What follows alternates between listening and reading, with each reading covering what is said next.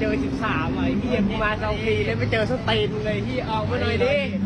มึงจิมดหัวยันรู้เป็นเฮียอะไรนะโบรับสกายเจอได้โบโซมาทองเว้ย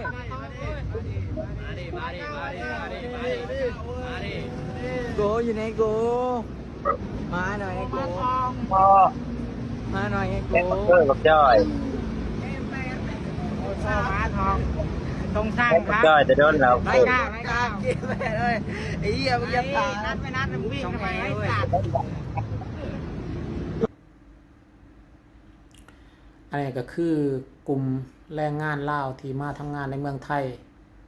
แล้วก็มาตั้งกงตั้งแก๊งถ่าท่ายกฎหมายไทยบ่ย่านบ่นี่นะพี่น้องเนาะแล้วก็ถ่าตีถ่าต่อยคนไทยอย่าหาเฮ็ดเด้อพี่น้องเด้อคนไทยเพิ่นมีบุญคุณกับเฮาเพิ่นรับเฮาก็เฮ็ดงานให้เฮามีงานทำให้มีที่พักอาศัยมีเงินเดือนฝากให้พ่อให้แม่ทั้งบ้านก็พอคนไทยอย่าหาเฮ็ดแบบเขมรเด้อกลับตัวใดกลับใจซะ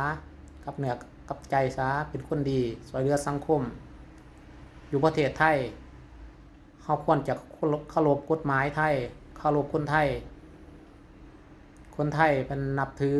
คนลาวเหมือนบ้านพี่เมืองน้องเป็นพี่เป็นน้องเฮาควรจะทำตัวให้ดี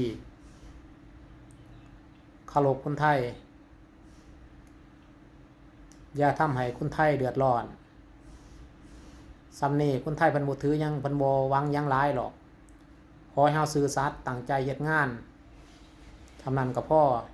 อย่ามาต่างกงต่างแก๊งเด้อพี่น้องพ่อแม่ทั้งบ้านเพิ่นรอใส่เงินนํอยู่พ่อแม่บางคนมันก็กู้หนี้ยืมสินนะจุนี้กู้หนี้ยืมสินให้ลูกส่งลูกมาเฮ็ดงานในเมืองไทยแล้วก็ฝากเงินให้พ่อให้แม่ทั้งบ้านฝากเงินให้ลูกให้เมียทั้งบ้านอันนี้ก็คือความหวังของเพิ่นเนาะคนอยู่เบื้องหลังเพิ่นลำบากทำตัวแบบดีมันบ่เท่กลับตัวกลับใจซะ